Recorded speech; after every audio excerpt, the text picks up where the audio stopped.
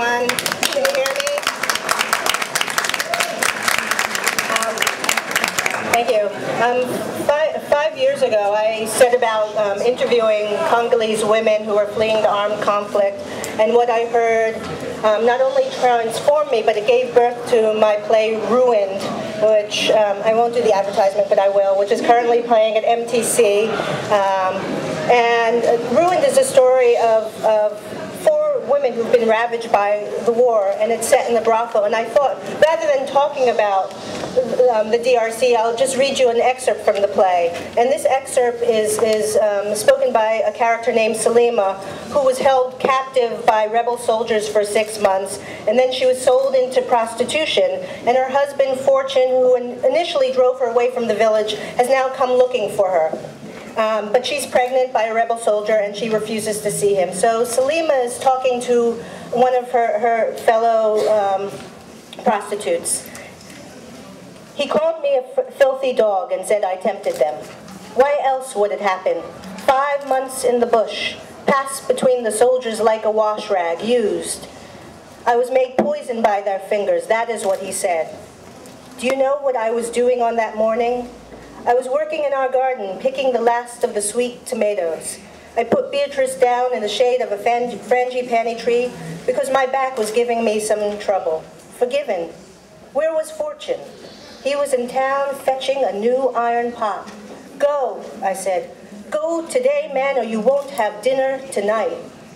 I had been after him for a new pot for a month, and finally on that day, the damn man had to go and get it, a new pot. The sun was about to crest, but I had to put in another hour before it got too hot. It was such a clear and open sky. This splendid bird, a peacock, had come into my garden and was taunting me, and it was showing off its feathers. I stooped down to call the bird, whoosh, whoosh, and I felt a shadow cut across my back. And when I stood, 4 men were there over me smiling, wicked schoolboy smiles. Yes, I said. And the tall soldier slammed the butt of his gun into my cheek, and just like that. It was so quick, I didn't even know I'd fallen to the ground. Where did they come from? How could I not have heard them? One of the soldiers held me down with his foot. He was so heavy, thick like an ox, and his boot was cracked and weathered, like it had been left in the rain for weeks. His boot was pressing against my chest, and the cracks in the leather had the look of drying sorghum. His foot was so heavy, and it was all I could see as the others took me. My baby was crying. She was a good baby. Beatrice never cried, but she was crying, screaming, shh, I said, shh. And then right then, a soldier stomped on her head with his boot, and she was quiet. Where was everybody? Where was everybody? I fought them. I did, but they still took me from my home.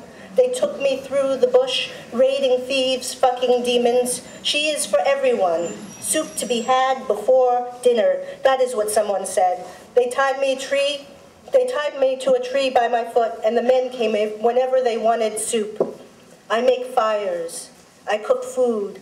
I listen to their stupid songs. I carry bullets. I clean wounds. I wash blood from their clothing, and I lay there as they tore me to pieces until I was raw. 5 months. 5 months chained like a goat, these men fighting for my liberation. Still I close my eyes and I see such terrible things, things I cannot stand to have in my head. How can men be this way? It was such a clear and open sky, so beautiful. How could I not hear them coming? A peacock wandered into the garden, and the tomatoes were ripe beyond belief. Our fields of red sorghum were so perfect. It was going to be a fine season. Fortune thought so too. And we could finally think about planning a trip on the ferry to visit my brother. Oh God, please give me back that morning. Forget the pot, Fortune. Stay, stay. That's what I would tell him. Thank you.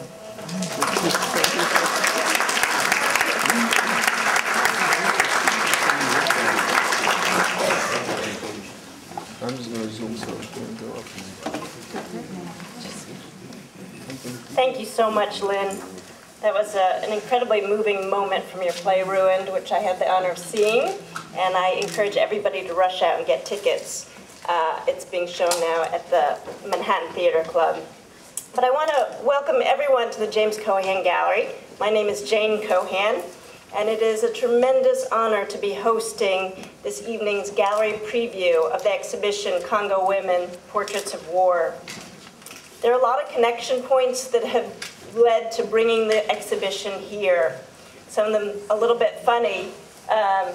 We've made a new friend with Leslie Thomas, who in October 2006, we launched her exhibition Darfur Darfur, that was a celebration of the culture and an exposition of the horrors that were going on there that continue to go on. She was introduced to us by our friend Jane Sachs, who's the architect of this gallery that we appreciate so much. And along the way, she's met another Jane Sachs in Chicago who has a very long history of being an activist in human rights issues. And I have known Jane Sachs for a long time when my name was Jane Sachs because we were friends at college. So you can only imagine what the emails were like that as they flowed between us trying to plan this. But the real story is one of people whose hearts are connected.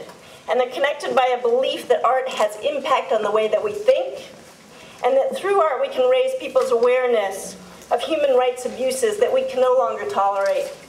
So my husband and I have the good fortune of having this space and the freedom to be able to give it over to causes that we feel passionate about. This is one of them. So it's my honor to introduce Jane Sachs from Chicago, Jane Sachs we've been calling her, the director of the Ellen Stone Belloc Institute for the Study of Women and Gender in the Arts and Media at Columbia College, Chicago, who is the co-director and creative advisor to this incredible exhibition. Jane Sachs.